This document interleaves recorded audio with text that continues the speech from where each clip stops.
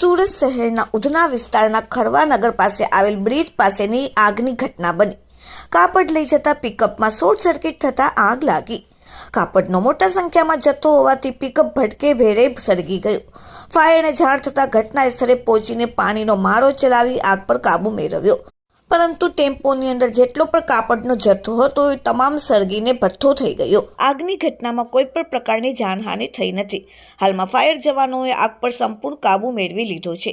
Bureau report, daily India TV, Surat. Jignesh Tandel, Maan Darwaja सब officer. આગની જે ઘટના કંટ્રોલમાંથી કોલ કર્યો કે ટેમ્પામાં આગ લાગી છે, એટલે માંડ ફાયર એજન્સી અમારી 2 ગાડી ફટાફટ લઈ આવ્યો અને આગને કાબૂમાં લઈ લીધી છે। આગ શોર્ટ સર્કિટ લાગેલી હતી,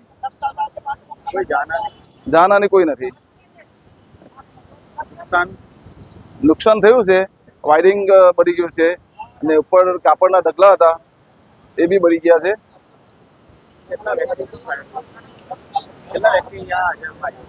શું કેટલા વ્યક્તિ यहाँ हाजर भाई? માંડરવાજાની 2 ગાડી આવી હતી, એમાં લગભગ 10 થી 12 વ્યક્તિ કોલમાં આવેલા હતા।